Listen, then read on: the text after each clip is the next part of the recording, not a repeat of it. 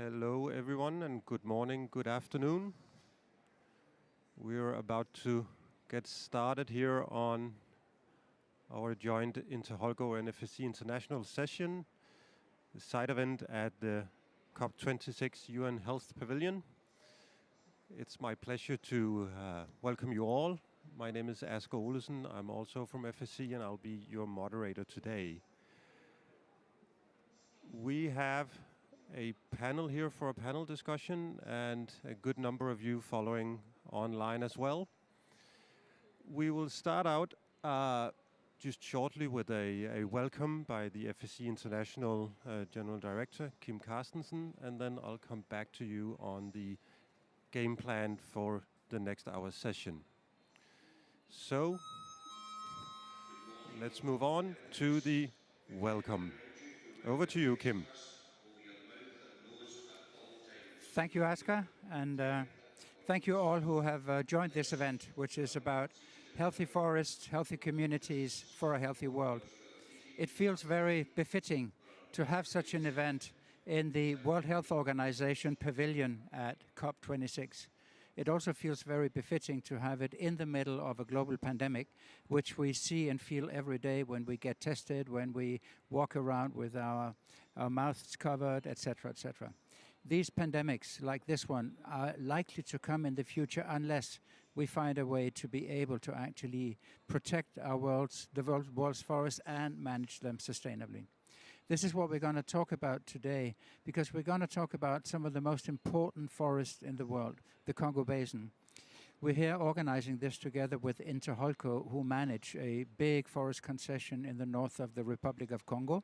Very beautiful area, I've seen it.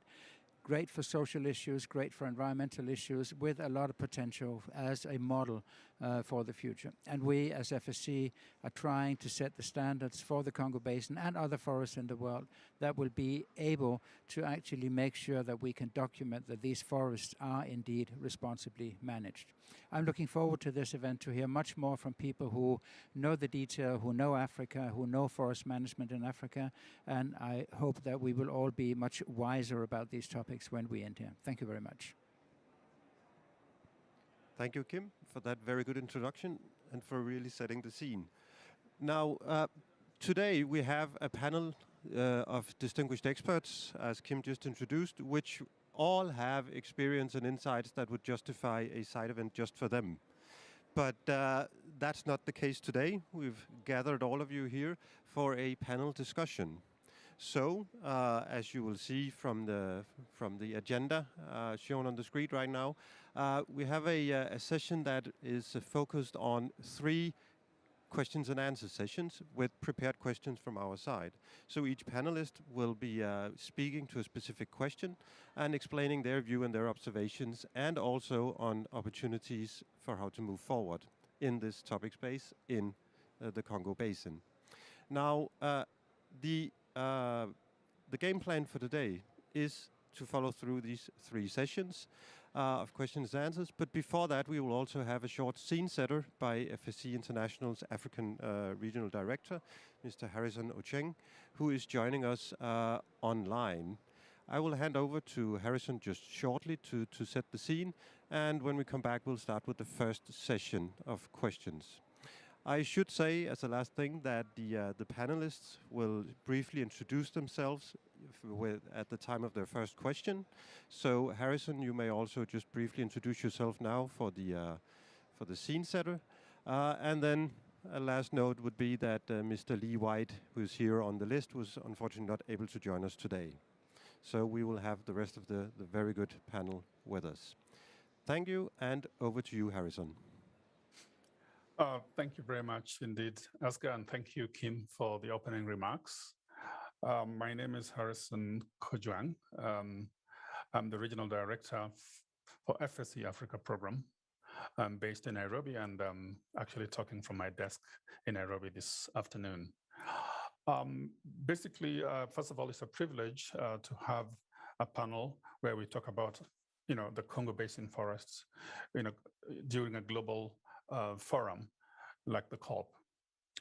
Having said that, I think it doesn't need any overemphasis that the Congo Basin forest, being the second largest formation of this nature globally, is critical not only for socioeconomic development in the Congo Basin itself, but in Africa in general, and also a major global player in the sense that the forests have impacts, both local and global. And if I start by saying that, well, I'm a forester by training, and over the last 20 years, I've worked in various aspects on forestry, from teaching to being in a public service, and now working with the FSC. I've been intrigued by the way forests have been perceived over the years. When I was in high school, or rather as an undergraduate, we talked about production forests. There's very little about environmental values of forests. What we now consider environmental forests were called forest influences. And it was a very minor part of our curriculum. As I started practice, the climate change debate had really heated up, to the extent that now production forest was being basically reduced, and we now elevated discourse on climate change and carbon and biodiversity and so on and so forth. To the extent that right now, forests are known more for mitigation and ecological services than they were known 40 years ago when I went to school. So it's an amazing evolution of perceptions and demands on the forest sector. But it's also exciting because forests has always been in the center of economic development in much of Africa. And the overdependence on fuel, on biomass fuel and so on, the overdependence on local trees and shrubs for shelter and all that has been central to the economic development in Africa, before you even go to the commercial interests of timber exploitation at an industrial level.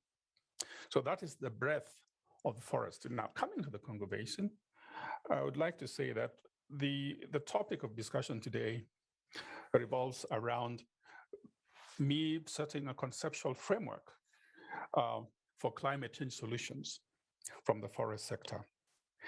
And I would like to say 4 things. When you look at forests for economic development, and we look at industrial exploitation, one of the biggest challenges we have today is convincing the world that what we are doing in the tropical forests is actually economically feasible and also environmentally compliant. Now, that's a big challenge because we always used forests. So for us, using forests is very natural. But then we have to convince a whole world about that what we are doing is correct. So for forests for economic development, it requires sustainability criteria associated with them.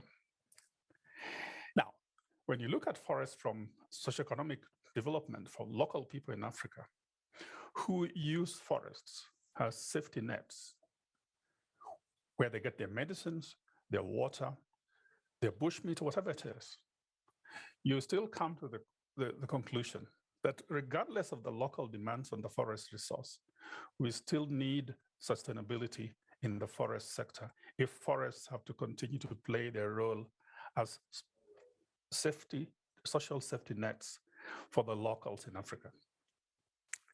Now, right now we've got the emphasis on forests in a climate change context. And to that extent, we have looked at the forests of the Congo, and right now we are talking about 100 and over 200 million hectares of tropical rainforests in the Congo Basin. More than 200 million. I will not dwell so much on the exact figure, but when you look at that, we're talking about ecosystem services, and forests are a big part in mitigation of climate change. So what it means is that we need to maintain as much forest cover as we can. And the ecosystem services that are generated are based on the existence of the natural structure of the forest, both vertically and also spatially, the distribution of the ground, and also not disturbing the vertical structure of the natural forest that we have. And this again also requires that the forests are managed sustainably, whether we want water, carbon, and biodiversity services. Now, as we go into climate change, the effects of it are often most serious on the poor people who live within or around forests. And you see that to that extent, we move from the discourse on mitigation to adaptation. So the forests already provide mitigation from a carbon perspective, but now adaptation, not just for humans, but for all manner of life. So you look at forests within a landscape, like let's take any country, Gabon, Republic of Congo, or even the DRC. Forests then survive in a mosaic of land uses, often competing with the production of timber and non-timber forest products. So we still need forests for adaptation in a landscape context to provide escape corridors for animals in distress because of encroachment in agriculture or encroachment of settlements. And so we need forests in that mosaic of landscapes, and to provide ecological connectivity in a rapidly degrading forest landscape. So when you look at all these things about economic development, forests as a social safety net, the ecosystem services that emanate from these forests, and the adaptation needs in climate change, we realize that forests, particularly the ones in the Congo Basin, play a central role. And that means that we have to do what it takes to maintain that forest cover, enhance its value, and manage it as long as forests remain as forests, and areas which can grow forests, which were there historically, can still regrow and restore. So whatever we do, I realize that sustainability is at the center of any discourse about climate change.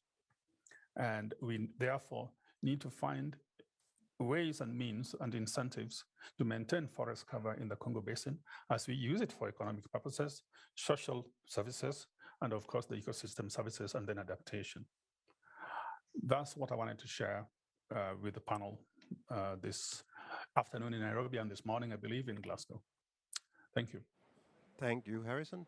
Thank you very much. And indeed, we can only agree here at the COP that forests are more and more center stage. I think compared to COPs 10 years ago, there is not a pavilion, there is not a session here that does not have some element of forest to it. So forests are basically all over.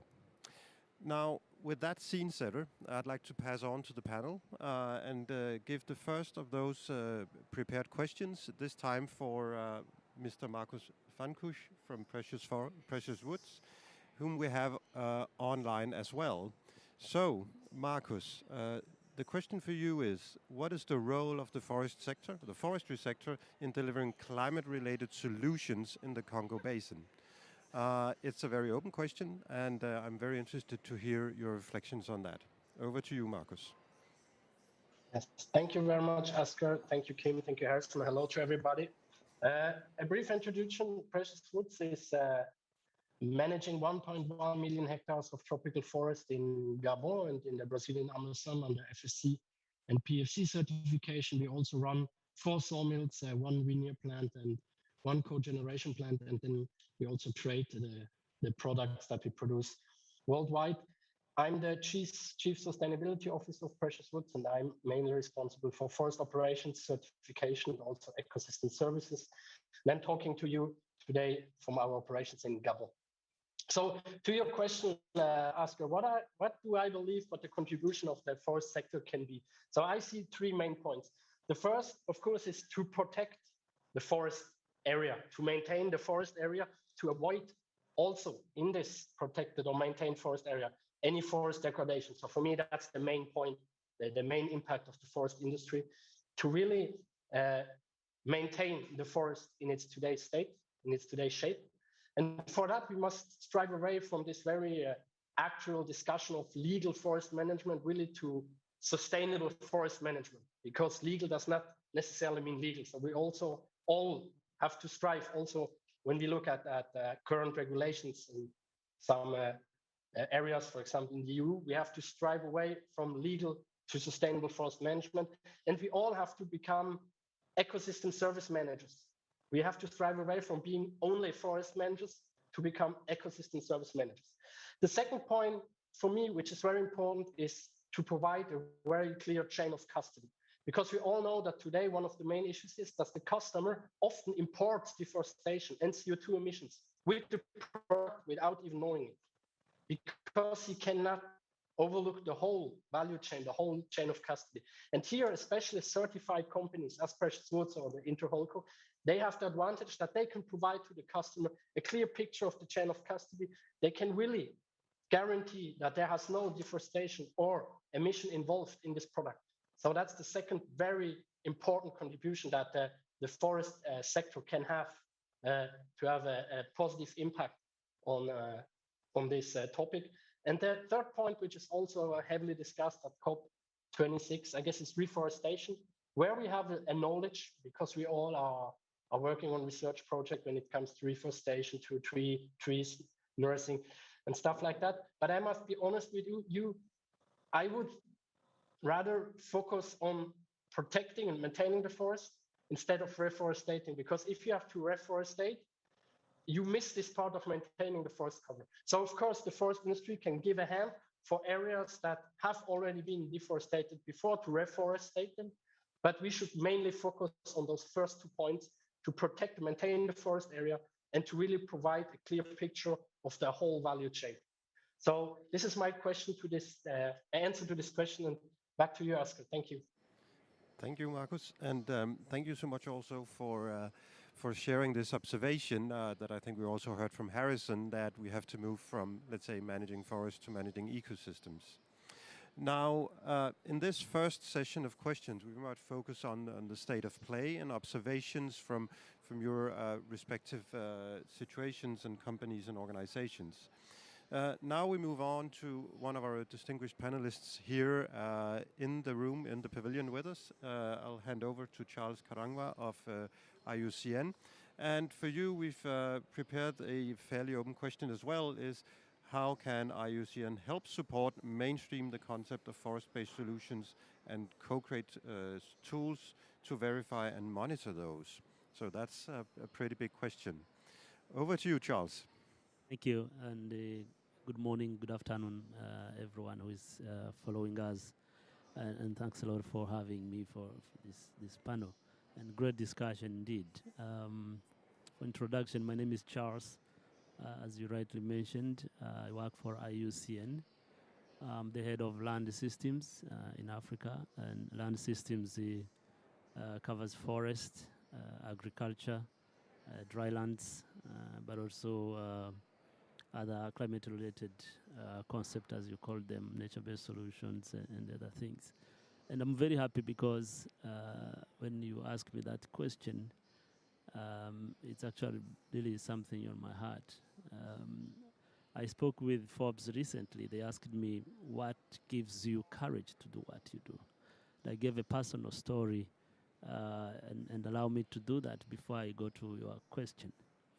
When I had 7 years old, my parents and I, we were living in upstream of the catchment in a very rural area, and I was born actually.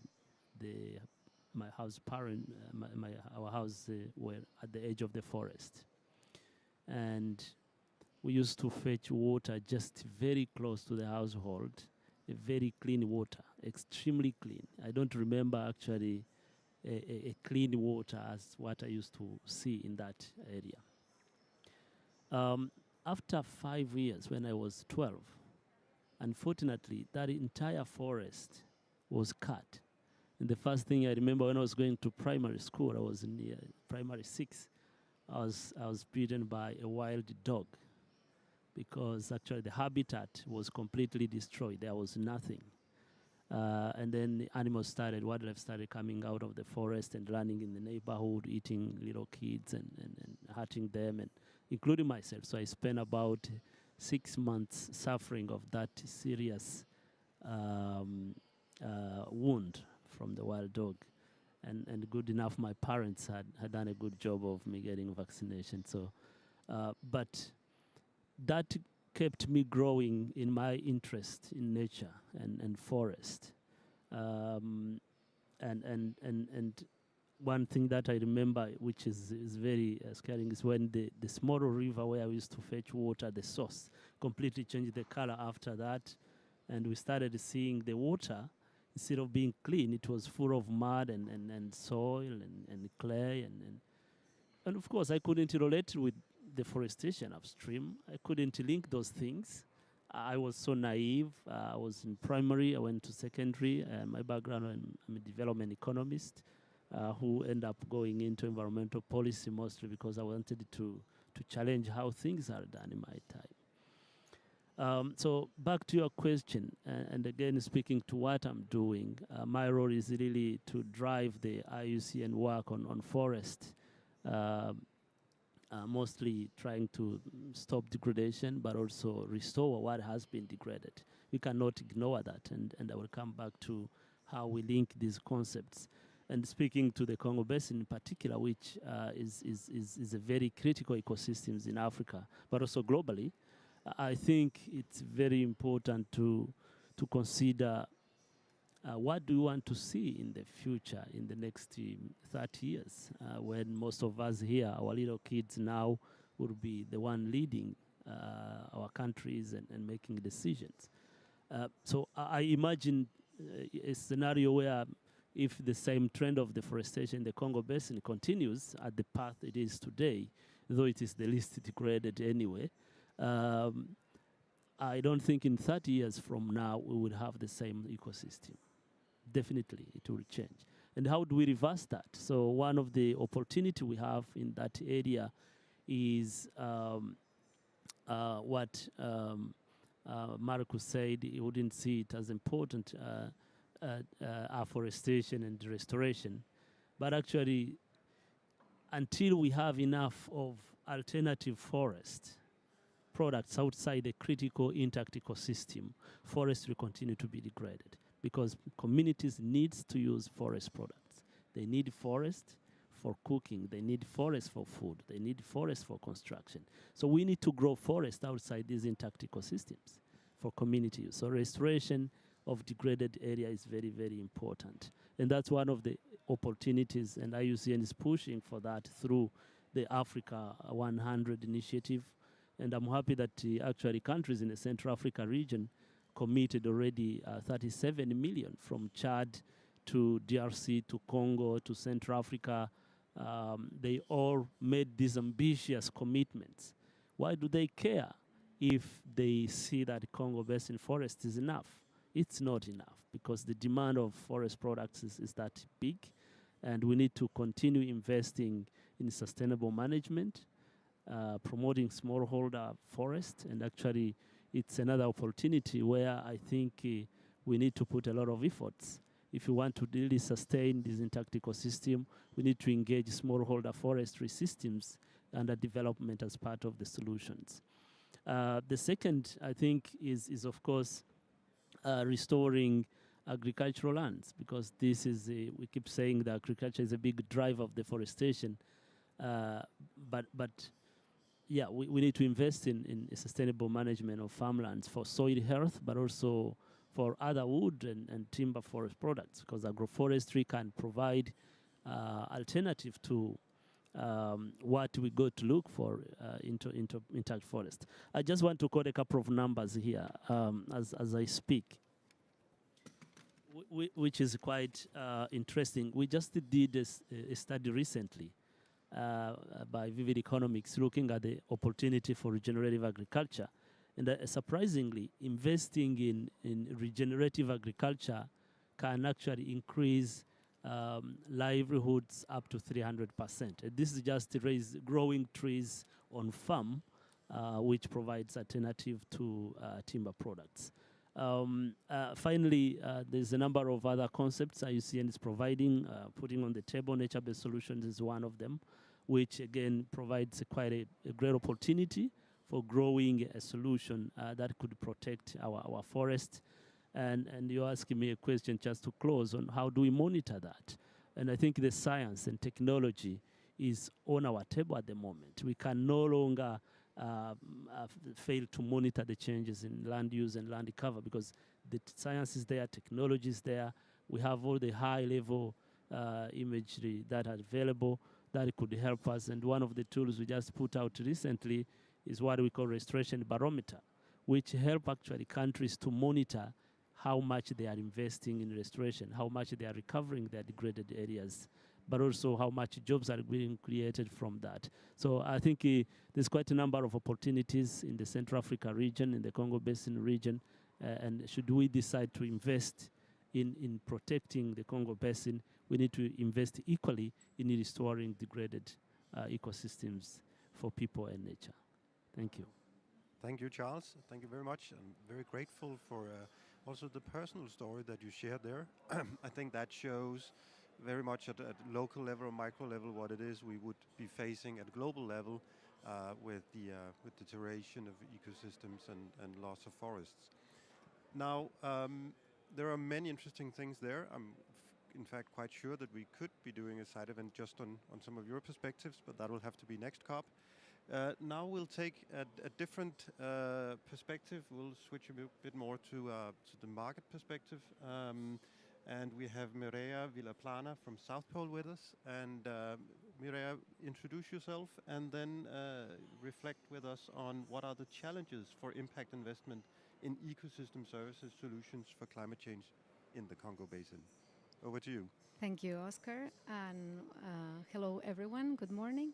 My name is Mireia. I work for South Pole. If you don't know South Pole is a project developer. We develop and finance carbon emission reduction projects worldwide in Asia, Latin America, and Africa. As well, we have developed more than 700 projects so far, and we started back in 2006.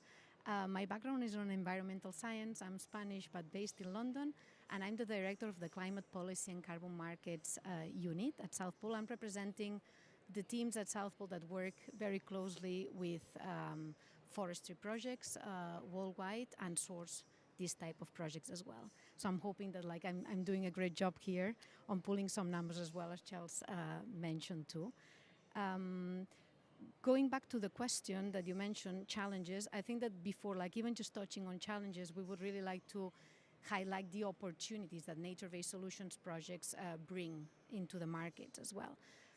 Considering the existential crisis that we are in, the existential environmental crisis that we are living with accelerating destruction of nature and also climate change, we believe that nature-based solutions are the most prominent solution that you can have to create impact on carbon market investors. Why we say that? Developing nature-based solution projects has the power to create environmental, social, and economical impact at the same time. So these type of projects can be, for example, REDD+ projects that avoid deforestation, lower emission reduction, enhances biodiversity, works with local communities and their livelihoods. They do sustainable forest management as well, which allows local timber production and conserves the forest. At the same time, we do have blue carbon projects as well that bring that double benefits for climate mitigation and adaptation at the same time. We have agroforestry projects as well that deliver and enhances biodiversity. So there's quite a lot of solutions that are being put there for the market just to explore those opportunities. Now, going back to the challenges of all those projects, what we encounter is that there are many parties involved in nature-based solution projects, the local government, local communities, project developers that like us, standards. So the project structure of this type of solutions and projects, it's quite complex and it requires a clear set of benefit mechanisms that can be put in place in order just to navigate this constellation, and also setting local tenure protection as well in most of the cases. For reforestation projects, for instance, just to give you an example as well, they need investment at the beginning. They don't have a good return in the first years, but later on they are successful as well. So that's another issue that, or a challenge that this type of projects has.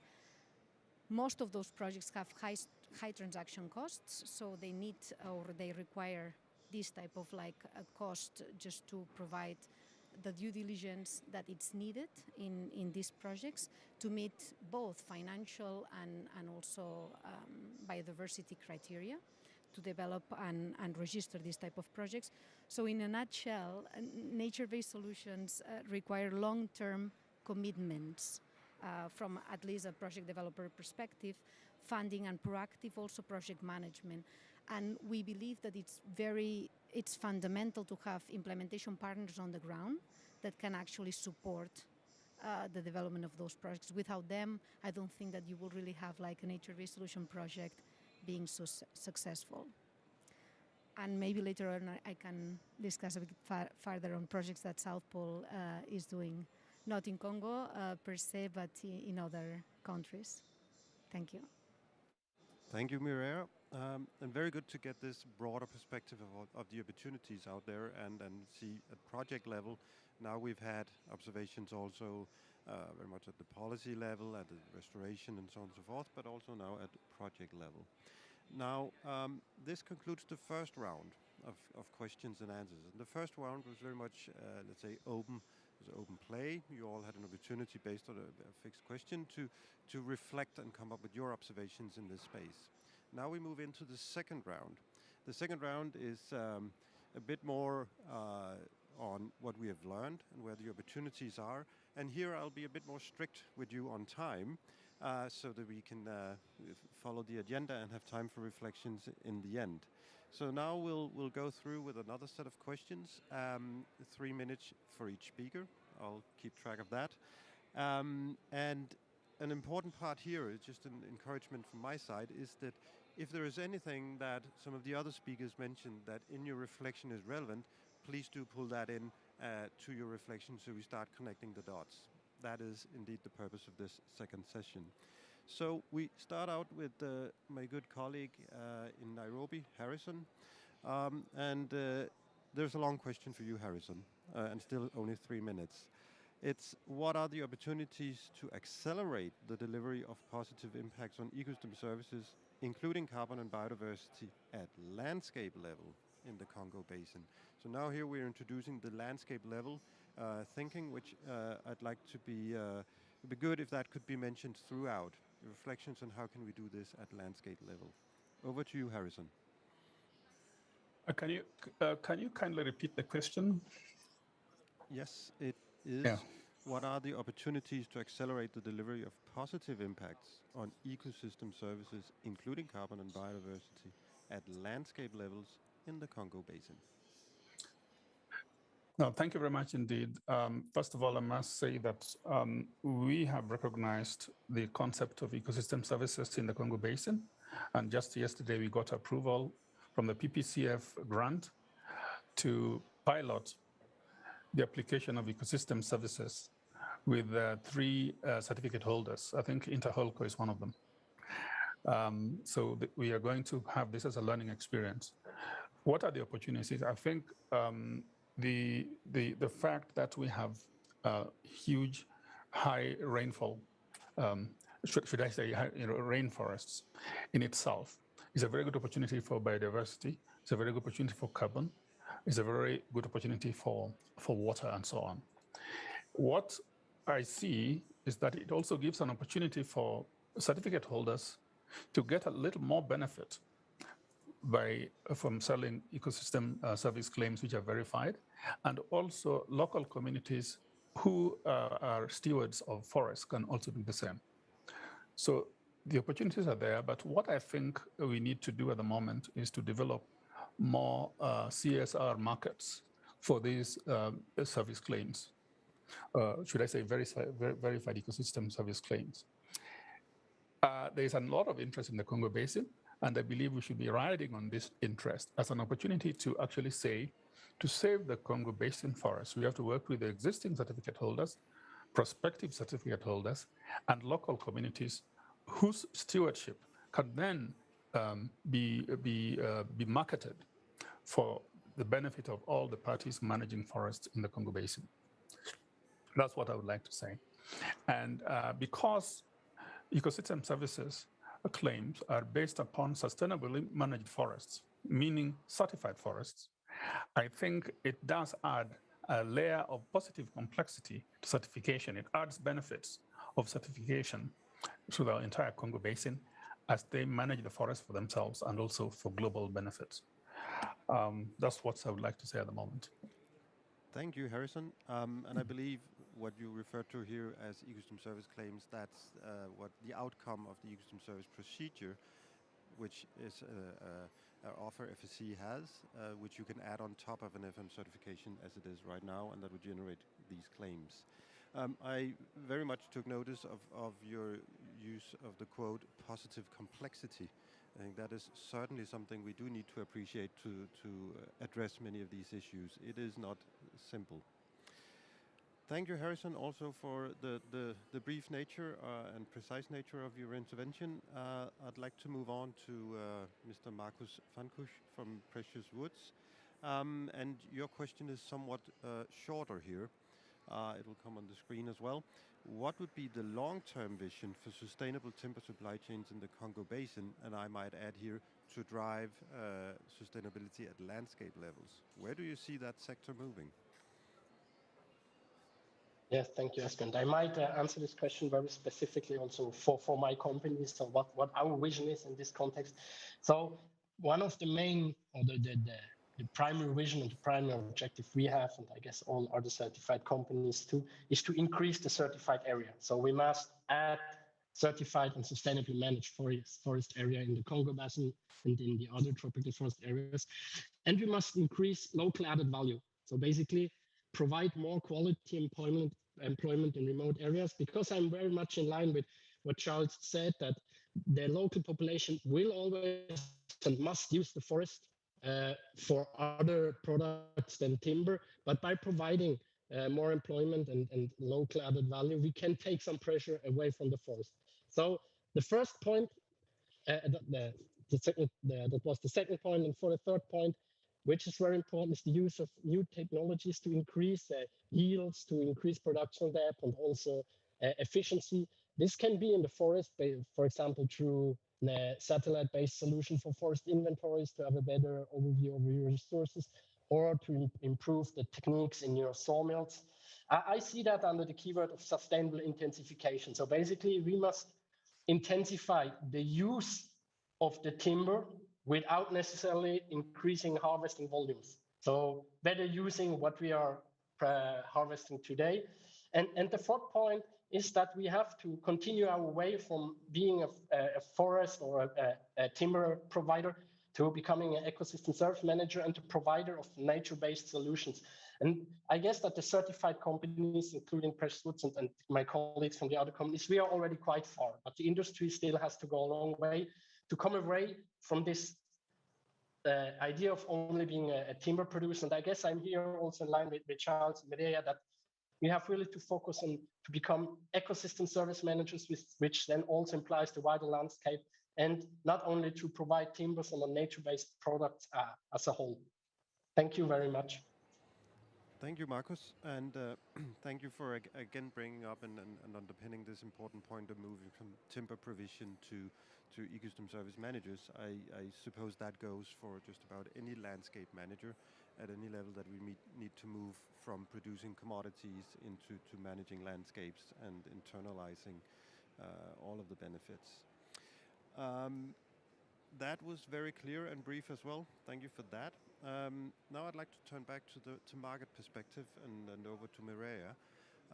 Now we've heard, Mireia, a bit on both this very local level. We've heard about landscape level. We've heard of the role of the forest sector and supply chains, and the increasing role of shifting towards ecosystem service management.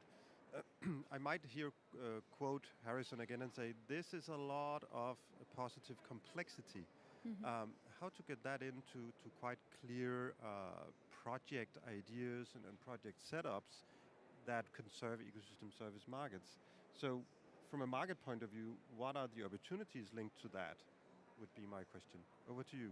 Okay, thank you.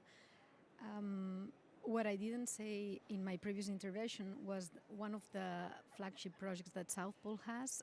It's in Zimbabwe. It's a forest protection project, the Kariba project it's called. This project was launched back in 2011, and the project has been preventing more than 3.5 million tons of CO2 per year since it started, preventing deforestation and land degradation in Zimbabwe of nearly 785,000 hectares of forest. I think that was achieved through promoting regional sustainable development and the independence and well-being of the local communities that really took over on the management. So that would be one key point just to take into consideration. What we see here as well from the market perspective is that there's much more interest on biodiversity projects. They are strategic for the communities that they live in those territories, and at the same time, a lot of companies are planning just to invest on this type of project. So I think that from that perspective, we have the momentum created. We just need to take it to the next level somehow. How can we do that from the carbon market perspective? So the biodiversity credits work the same way that the carbon credits. They have two different markets, voluntary and compliant as well.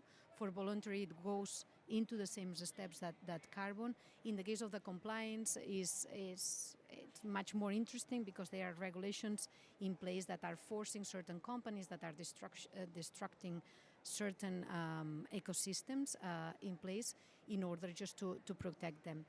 That net gain that you achieve with that protection is what can be then sold through a financial mechanism that it's the biodiversity credit. We're exploring quite a few projects on that front because we feel that that's what the market is somehow demanding at the moment, and always just thinking on the local communities that live in those territories that can really become those environmental system managers as Marcos was mentioning. Thank you, Mireia. I'm really enchanted by this idea of how to get all that complexity into just one unit. That must be incredibly difficult at project level, and that's another topic that might deserve its own side event.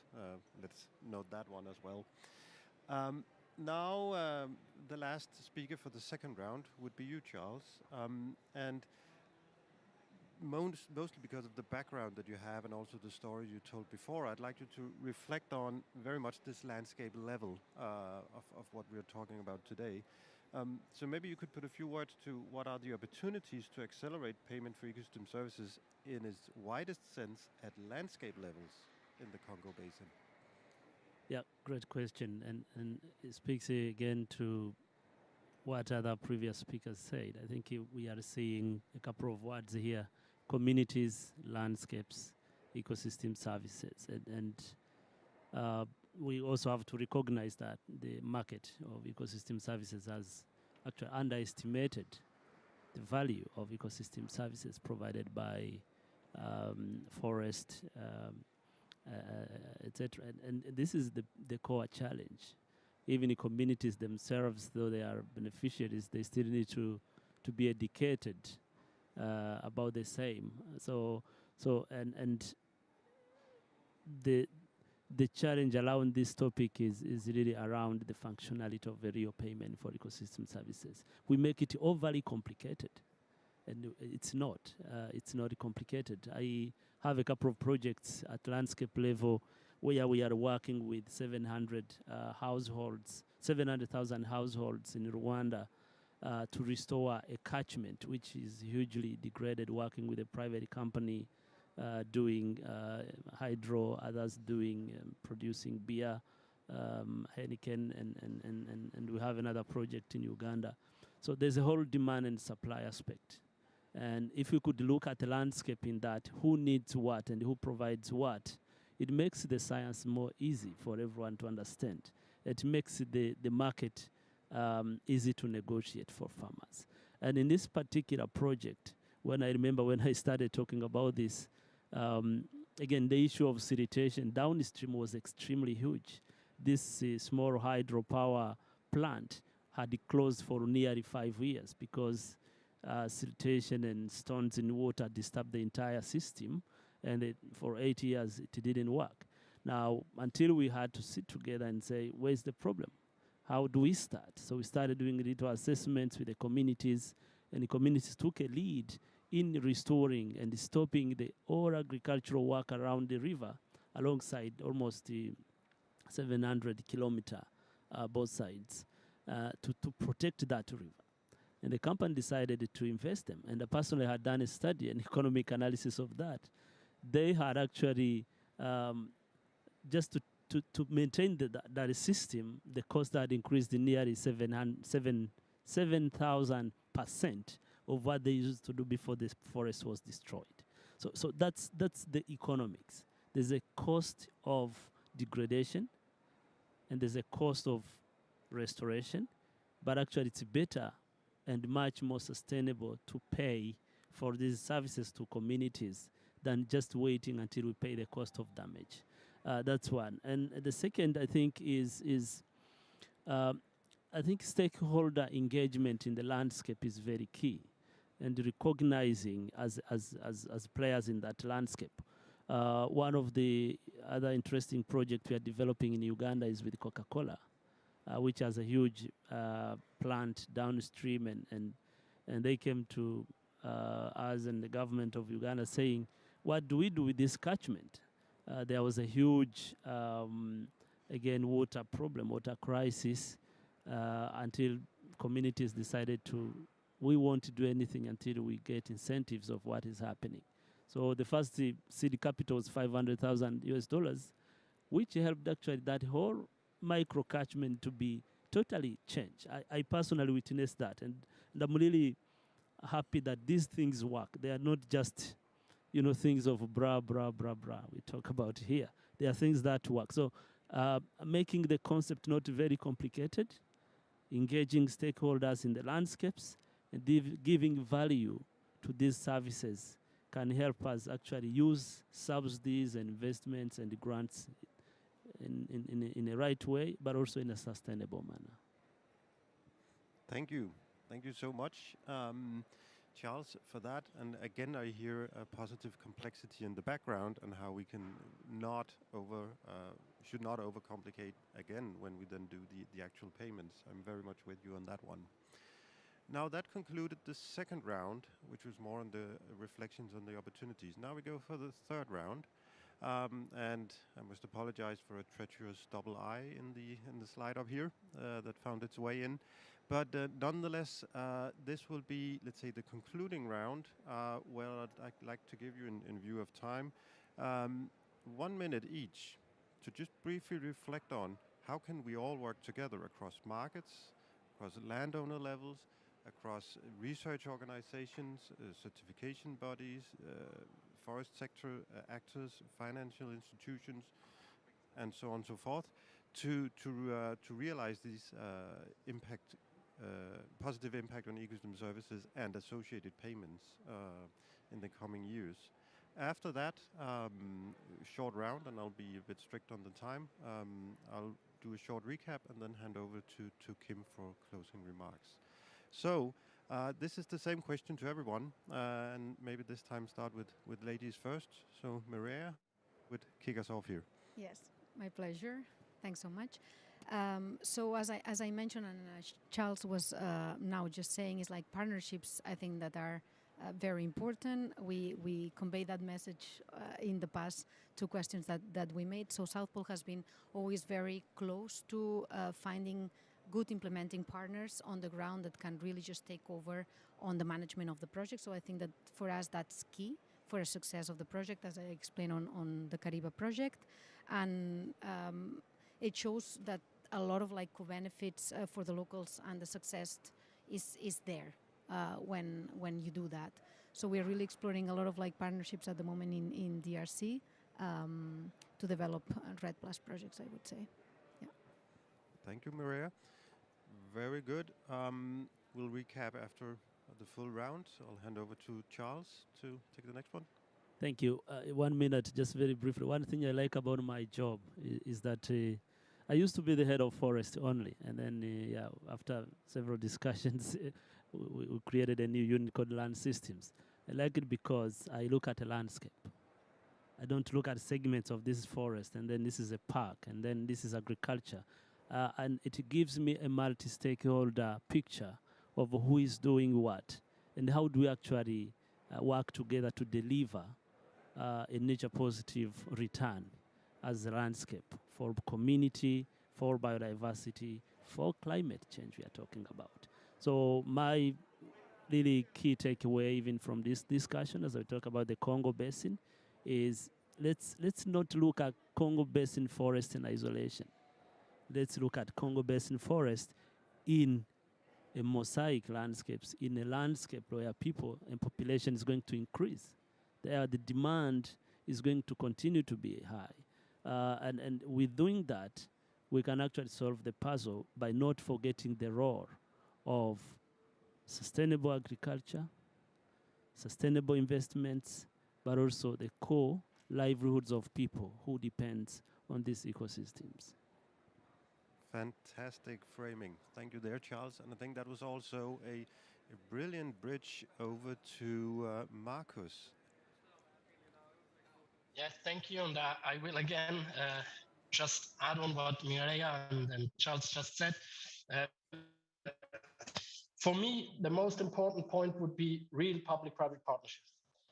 So really the government and private industry working together. But as was mentioned by Charles and Mireia, it's just too complicated today. Public-private partnerships are mostly too complicated. We have our daily business and we don't have the resources to invest that much time in those complicated constructs.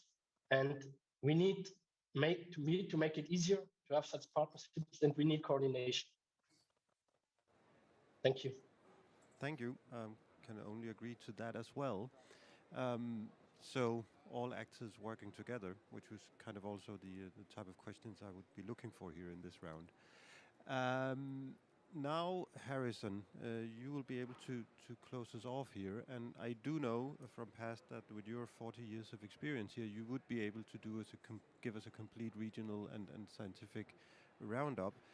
But I would ask you to keep it to 1 minute here and try to close this debate before we hand over to Kim for the closing remarks. Over to you, Harrison. Thank you, and I will not say very much other than to support what has been said. But I think from a policy perspective, I would like to see a lot more emphasis on forests and natural vegetation as natural capital that should be put to good use and conserved and enhanced. And so if there's a policy viewpoint from the national level, then it's easier to communicate and talk about partnerships. And again, what was said before, we should recognize the cost of degradation is often quite high.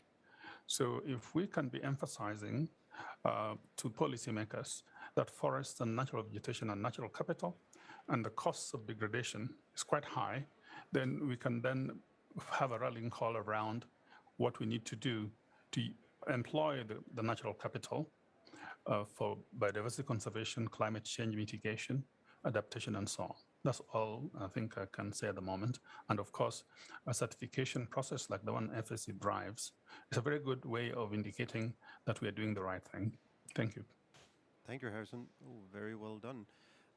Before we hand over to Kim for the closing remarks, I'd just like to extend my thanks to colleagues Pina and Amy and Rosie for ideating, getting the idea for this event, pulling together all partners and panelists, and for the planning of the organization of the whole event.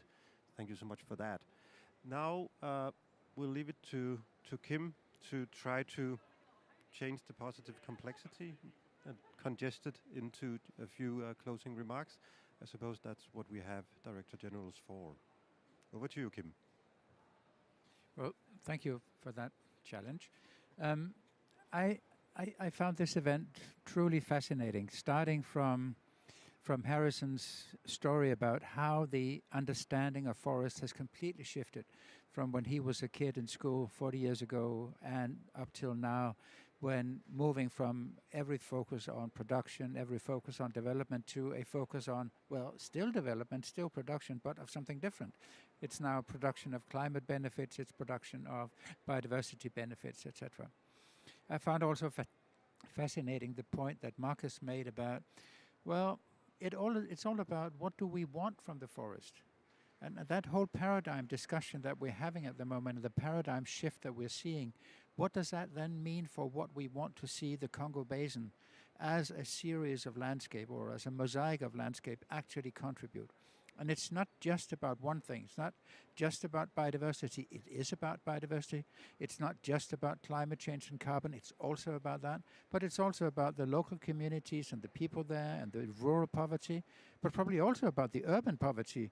Because, I mean, the future poor in Africa are going to be urban dwellers. And how are we going to use the forest or make the forest actually contribute to their lives in terms of construction, in terms of other products that they will need to come from the forest? And those challenges I find truly, truly interesting. Of course, as Mireille said, there's no way that this can be done without looking at partnerships, because we need to work in partnerships, and there's not one perspective, there's not one organization, there's not one type of working that will solve it all. We need to come together, we need to listen to each other. Also, as Charles reflected from his own childhood, I love that story, and how something that you have nothing to do with, you don't understand, actually changes your life. And that understanding, I think, is crucially important. I think this is so much about the understanding of the value of forests, understanding these different dimensions of the value and how they contribute to our lives and to the health of the planet. And all of that, I think, is crucially important. And I believe we are getting wiser and we are getting to a better understanding of how that value actually is and how we can make sure that the value is actually rewarded. So it's not just about selling timber, it's not just about producing timber, it's also about that, but it's also about actually recognizing and making sure that the other values are respected and treated in a way so that they will also be there for the future. Maintaining forests, was, as Marcus said, is one dimension of it. Protecting some, using some, intensifying the use of other parts of the landscape, all that needs to be part of the equation. So thanks a million to the panelists. Thank you for those who were listening to this event. I'm wiser now than I was an hour ago, and I hope that is true for all of us. Thank you so much. Thank you, and with that we conclude in time. Have a great day.